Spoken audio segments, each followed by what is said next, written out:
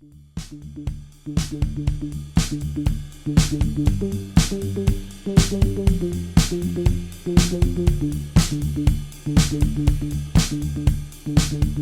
everybody. Welcome to Speaker Stories. I'm here today with Emilie Gentry.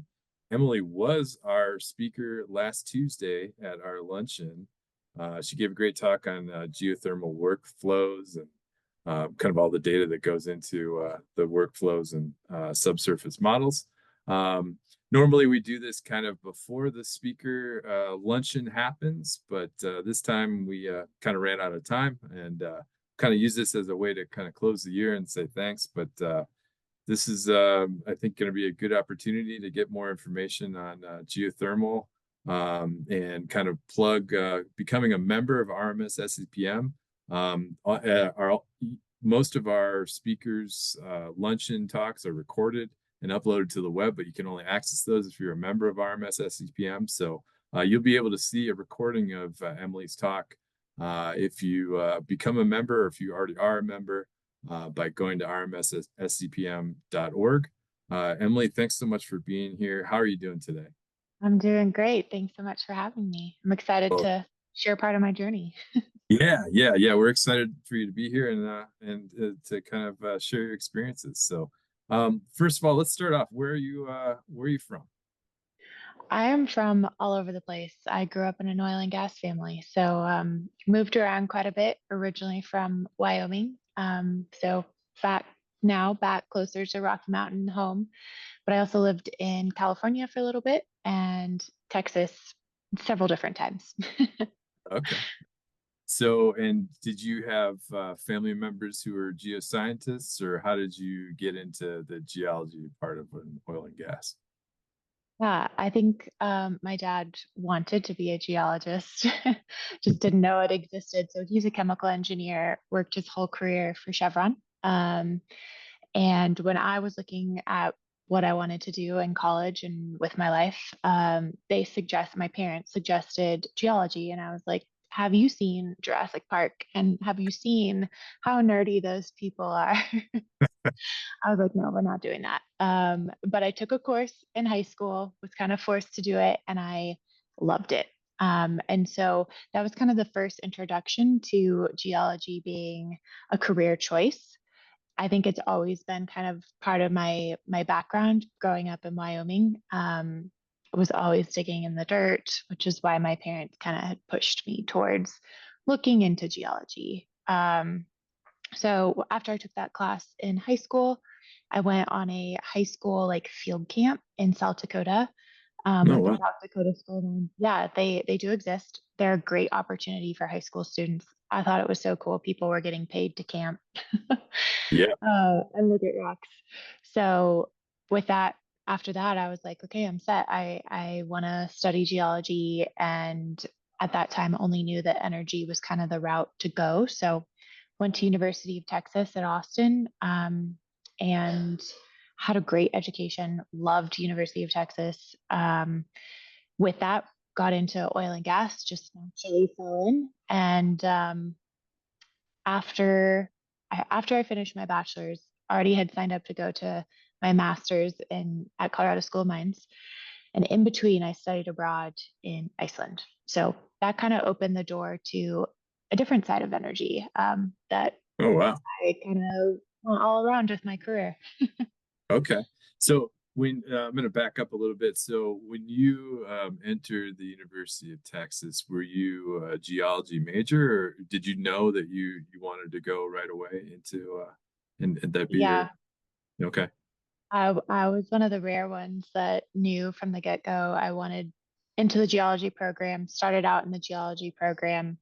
I interviewed at a few different schools to see what their geology program was, and UT just had a really outstanding one, advertised traveling a lot, which was enticing to me. Yeah. Um, Advertised having an honors program in geology that allowed me to do kind of a undergraduate thesis, and ended up getting in that and doing that program, which was a huge part of what pushed me on to getting a master's degree and loving the schooling I was in and meeting some really influential people. Cool. Okay. So And you said you studied abroad in Iceland, and was that between your undergrad and master's, or what? When was that?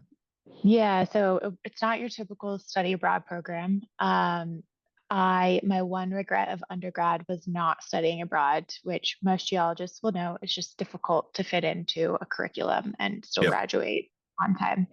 So between my undergraduate and graduate that summer, I did it's called like a hybrid study abroad program. It's called the Green Program, GREEN. They go all over the world, have different focus on sustainability, energy. It's not all energy related, but this one was specific to sustainability and energy, both hydro energy as well as geothermal. And so you go, you do a few courses with the University of Reykjavik, and then you have a capstone project that you do with a collective group. These people are from all over the world, different backgrounds. We had engineers, we had a financial person, we had a policymaker in my group. And interestingly, we proposed a consulting company that would come into oil and gas companies and help them figure out how to incorporate the best renewable energy type into their industry. So we used real life projects. So we looked at Chevron. I think we mainly used Chevron because they had public data of a field in Texas, California, and offshore for wind, solar, and maybe geothermal. And it's funny because I kind of do that now for real. Yeah, yeah, it's kind of prescient, huh? Yeah, yeah, but it was cool because people that went on that program typically had a more renewable energy sustainability background as it was, and coming from Texas, I didn't have that. I'd had an interest, but not a background. And so it was really cool to work in a group where you're kind of mixing these two sides, and instead of having like it's all green energy, it's all oil and gas, it was a really good opportunity to be like, no, there has to be that marrying of all the energies together, and there's a way to like work through this and find new solutions and innovate, that doesn't separate these two ideas. Huh. So was you said you used Chevron as an example. Was that like, did they get a presentation on that? Did you have any interaction with the company? It was all just kind of hypothetical, or what? We found some data online, and I may have honestly asked my dad where I could find, Yeah. since he was working for Chevron, where I Yeah. could find some public data for a project. Yeah.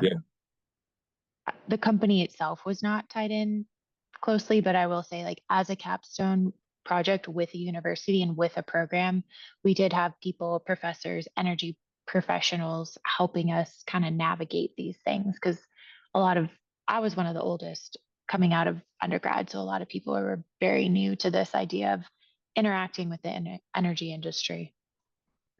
I'm gonna jump ahead here because I think it's an interesting thread, but so you've kind of made your career almost mimic that initial program in Iceland. What how what's been the response from energy, from oil and gas side? Like, I mean, do you see that oil and gas companies are trying to kind of integrate more sustainable stuff like into their operations? I mean, what's been your experience with that blend of energies? Because I mean, it just seems to me that, you know, all forms of energy are going to be necessary. Obviously, fossil fuels are going to play a huge role in the future, but you got to kind of marry in some of these other sources. So what's been your experience trying to kind of get your foot in the door, or are companies just already with it? Or I don't know. That's a broad question, but yeah. Yeah, What- no, it's a great question. I think it depends.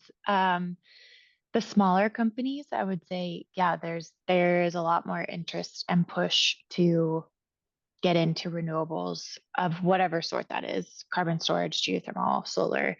Um, the larger companies are, and it's hard because I would say the larger companies are more hesitant, but at the same time, what you hear in the news is companies like Chevron and Exxon and whoever else buying into certain startup geothermal companies. Mhm. With that, however, at least from my side, what I see is there is an interest. There's an interest for any oil and gas company to bring in renewable to some extent, almost because it looks bad if you're not right now. Like you need Yeah. to have, whether it's like publicly facing or because you need, the companies are starting to realize that there needs to be not a backup plan, but it's good to have a diverse set of energy when the market crashes. That being said, companies don't want to be the first to bite the bullet, right? And Hmm. geothermal, compared to other renewable energies, is a lot more capital intensive from the get go. And it's a lot more unknown because it's in the subsurface and it's a Hmm. lot less developed than, say, solar and wind. Um, I think companies are starting to realize that geothermal has a better base load, meaning, right, it's not intermittent based on whether the sun or the wind is blowing. Um, I think companies are starting to realize that, and that you can also utilize oil and gas expertise to exploit geothermal energy. Yeah. However, there is that technology side of like we geothermal is not fully scalable at a cost-effective price quite yet, and our technologies are still developing. We're on the brink of a really big breakthrough, but no company right now is really wanting, they want to see what happens. Everybody's waiting to see what happens in the landscape, Hmm. and we need those demonstration projects, and those demonstration projects need companies to fund them, and no one wants to be the first. So Yeah. there are starting to be smaller startups. Furbo is one of them that is just doing, right? They are just going out and they're doing and making this happen. And we're seeing kind of like, what are the costs? What are the failures? What are the successes? And how do we learn from all this? So I think it's picking up, and it's kind of what makes this industry so exciting and interesting because you have a clear side of the future, but also not that far into the future quite yet. Yeah. Yeah. Yeah. That's really interesting insight on that. Let's take it back and let's go back to your master's work at Colorado School of Mines, correct? Yes. Yeah. So what did you work on at what was your project? Yeah, I worked on mapping a fault. Had nothing to do with any industry. One of my undergrad honors advisors said, "You have your whole life to work in any industry you want. So spend your master's or PhD doing something you really like and you won't have the chance to do again." So my master's was developed to really gain a lot of different skills, kind of build a tool belt of skills that I could apply to any energy or any industry at all. So it was mapping, it's called the Norumbega Fault. It's on the eastern coast of the United States. It's basically an ancient analog of the San Andreas Fault. And so Hmm. we were looking at where it's like mapped to the border of New Hampshire, and then no one knows where it goes. So my project was studying, like mapping it, field mapping it, but also doing some geochronology and creating tectonic models that would really kind of put together that East Coast United States and understanding how that fault plays into plate tectonics and all those fun models. Oh, interesting. Did you draw any parallels with like the West Coast with the San Andreas? Like, was it is it did you think it was still pretty similar after you studying it in detail or? A little bit. You can start to look at again like the plate tectonics that we see in California and like how different plates and how that movement of that fault, how we've seen that progress in real time over Mhm.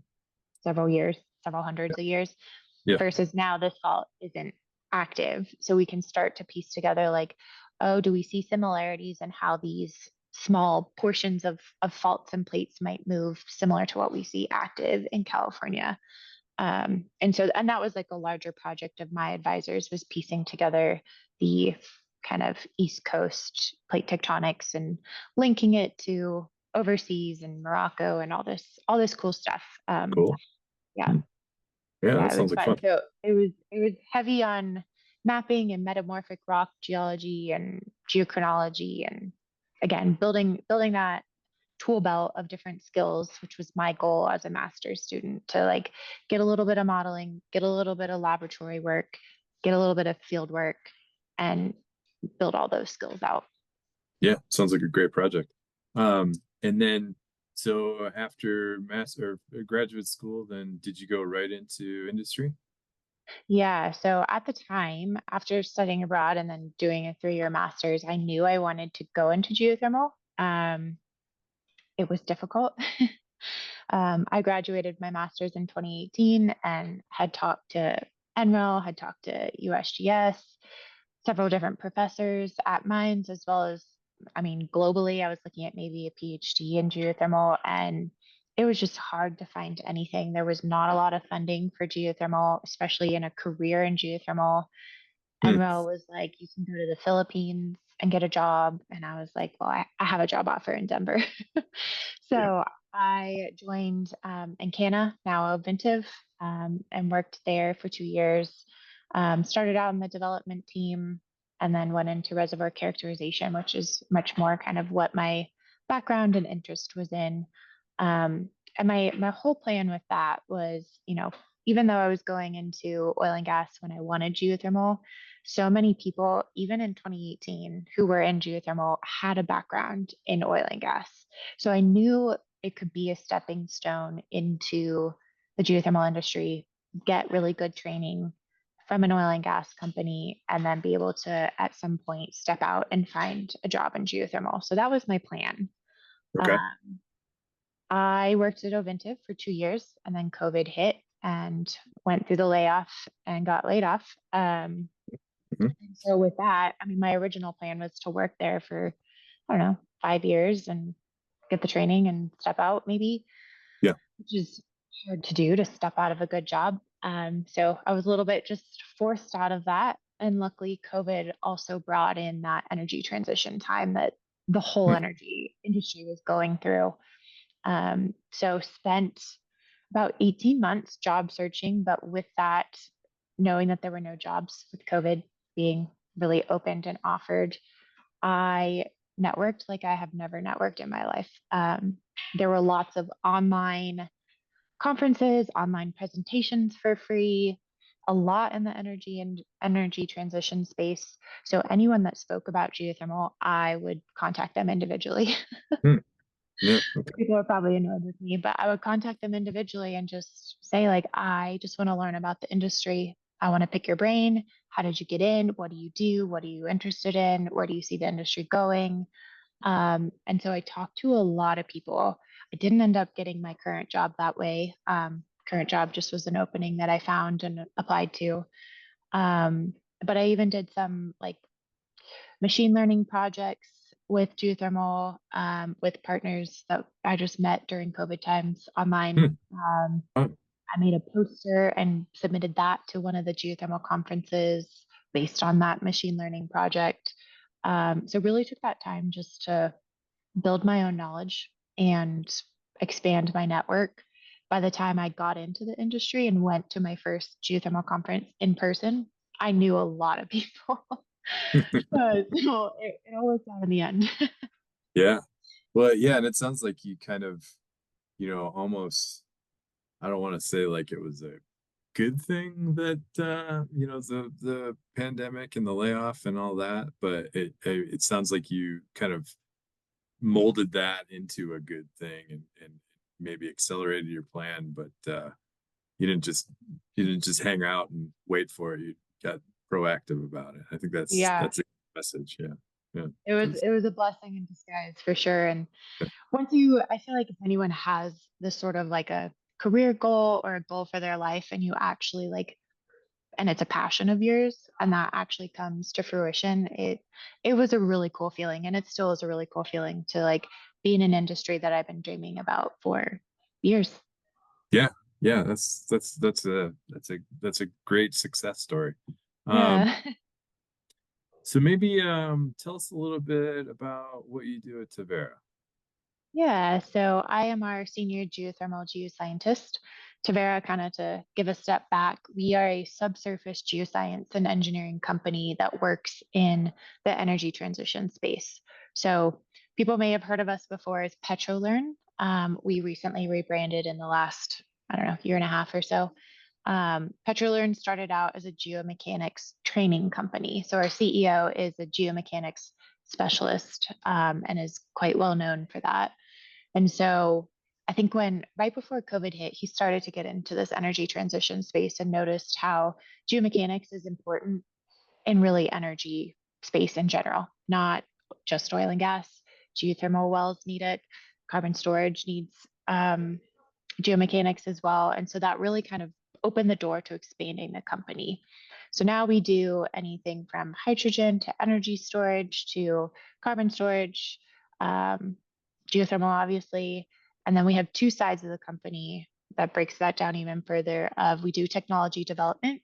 So a lot of that is through DOE grants, NSF, any sort of grants out there to develop different technologies, usually drilling technologies, but not just drilling. And then we do consulting as well. So that's a lot of the work that I do on my day-to-day basis is geothermal consulting for various different companies. I mean, we work with states, we work with oil and gas companies, data centers, you name it. Anyone that's Cool. interested in, and there's a lot of people who are interested in like we know we're in an area where there's higher temperatures because maybe they have oil and gas wells, or there's a company near them that's drilling for geothermal, or there's a lot of different reasons. States in general are like, how can we, what do we have for geothermal and how do we use it? So we do these resource assessments, and they vary from statewide as much more of a broader perspective on what is here, not a postage stamp, but gives you an idea of like, is there a huge resource to tap into, or is it more direct use or electricity producing? And Okay. then it goes down to individual companies that have a lease acreage and they want us to do a full exploration project up into techno-economics of what developing geothermal on their property would look like. Okay. Um, I was in your presentation on Tuesday at our luncheon. I was kind of struck at how similar a lot of the subsurface workflows are to those of us that are oil and gas professionals. I mean, and there's some obviously some key differences, but the workflows seem very familiar. Did you find that your experience at Ovintiv was that helpful, beneficial for the things that you do now at Tavera? Like, was that useful stuff?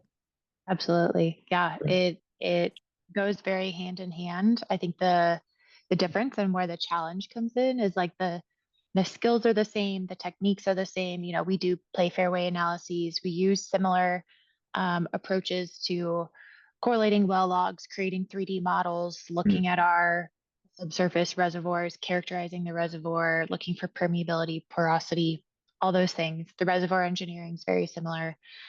The difference is like you're just tweaking what you're looking for by a little bit. We're both looking for a fluid, but we're looking for a hot fluid and we're looking for Yeah. that thermal property and we want that interconnectedness to yeah, circulate all of those fluids through, which again is a component of oil and gas, but it's just a different tweak to everything. And same with the Okay. wells, like the specific well design, they're very similar yet just enough different. And drilling is the same way. Like we know how to drill a well, but geothermal wells are unique because usually we're going through, not always, but we're usually going through really hard rock that just tear up your drill bit, or it's hot rock, so your drill bit's melting or something. So there's little tweaks like that that just make it a challenge for even people who have oil and gas backgrounds to have to innovate new things. And again, that's what makes it exciting. Yeah. Yeah. Great. I wanted to maybe go back to kind of the mentorship thing. We kind of talked a little bit about networking, but what's been your experience with either positive mentors or in your career thus far? What do you think makes a good mentor? Or, what's been your experience, and how have you kind of leverage that? I mean, that's maybe a bit of an impersonal word, but leverage that to help you as you've kind of navigated this to this point in your career. Yeah, I have almost always had a mentor from undergraduate, my freshman year. And sometimes it's just fallen into place, and sometimes it is actively seeking that out.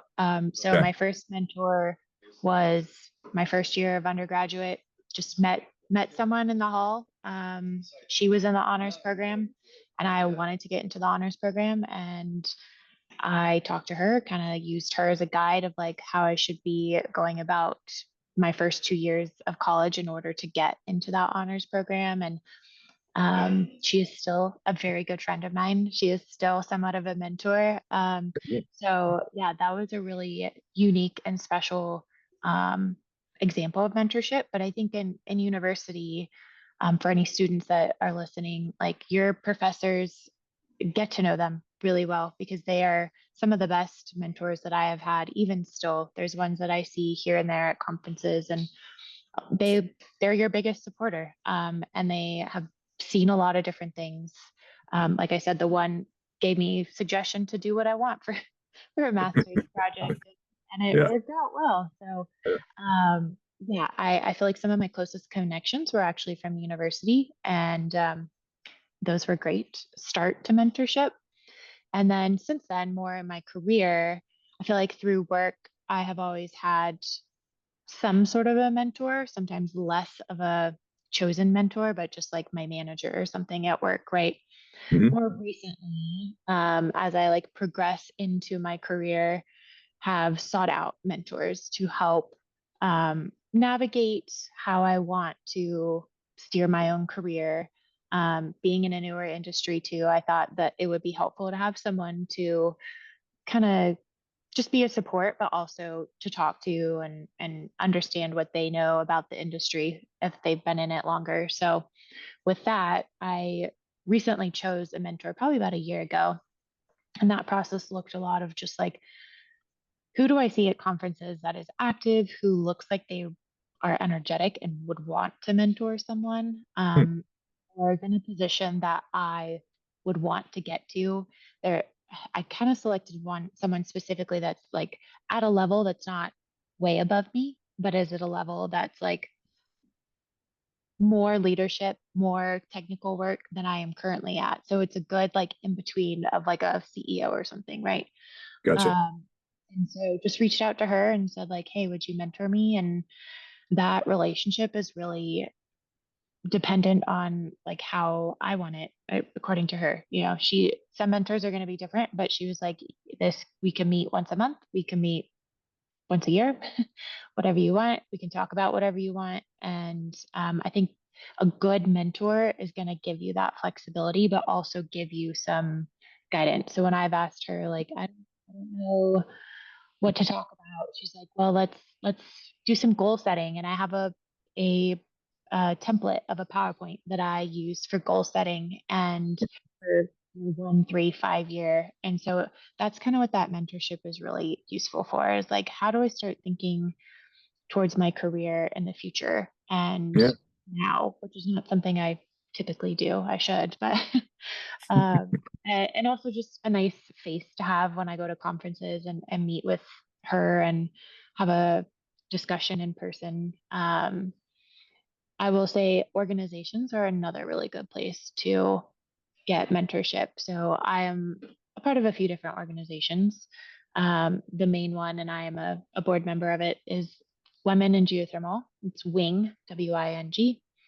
Um, it's a global nonprofit organization. It's actually one of the largest geothermal organizations. And so through that, we really push, we have different mentorship programs to help people, yeah, make these connections, have someone that they can, they're cohorts, so they're actually groups, but it's a really good way to um, be in a group with like-minded people, but also have someone who can speak to the challenges of the industry or um, this specific example, we read different books or listen to different podcasts and discuss things like executive presence or challenges that we might come face in the industry and geothermal specifically.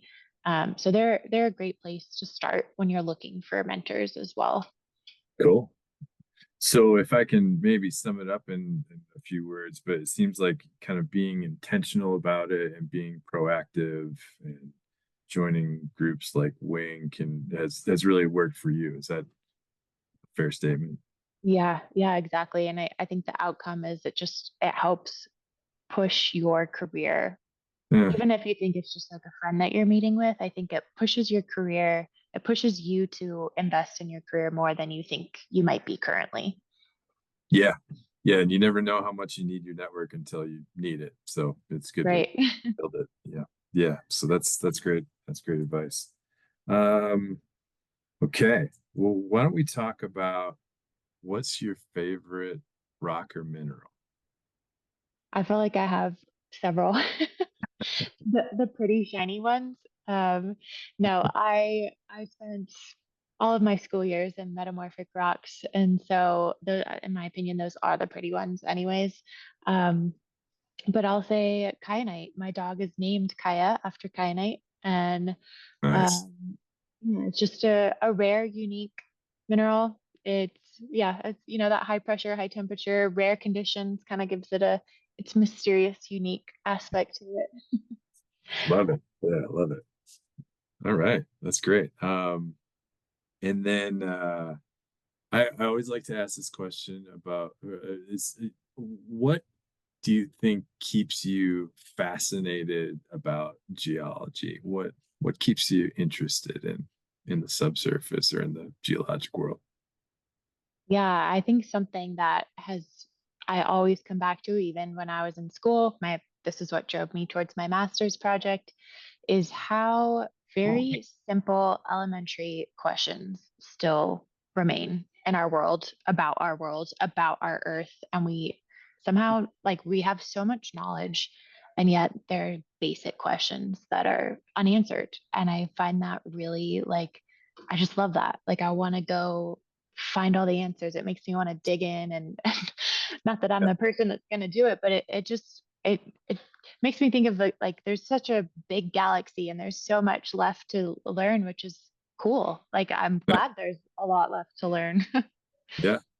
No, that's a great answer. I love it. It's yeah, that we still have so much to learn is yeah, that's what keeps us going, I think, and the sciences are um cool. And then outside of geothermal and metamorphic minerals, what do you do for fun? Yeah, I feel like the typical Colorado stuff. I'm a big hiker, especially with my dog. Love just getting out and being in nature. I live in Golden, so a little easy to do that. Love traveling. Some of my newer hobbies that I'm starting to get into here and there are mountain biking and canyoning. So again, Oh, outdoor things, but maybe it's because it's a good way to see the rocks. yeah, it doesn't hurt. Enjoy the earth. Yeah, yeah, yeah, might as well. And yeah, you live close to the areas where it's a lot of fun to do that. So that's perfect. Yeah, I Well, guess that's a benefit of geothermal as well, is our conferences and our site locations are usually really cool places. So we just had a conference in Hawaii, and everyone in oil and gas was like, "What?" Like, we're like, "Well, there's geothermal there, and it's important." So all right. Well, I might need to make that transition then. So yeah, cool. Well, it's been an absolute pleasure to talk with you today. Thanks for your time. Thanks for speaking with us at our luncheon on Tuesday. Those of you watching, you've missed the luncheon lecture, so this has been recorded after that. But we have a copy online that will be posted soon. If you're not a member, you can join up and log in. And if you are a member and you don't have the login credentials, drop us a line at information@rmsscpm.org. Um, Emilie, thanks so much for joining us. Hope you have a happy holiday break and hopefully catch up with you soon. yeah. Thank you so much. This was really fun. Cool. All right. Have a great day. You too.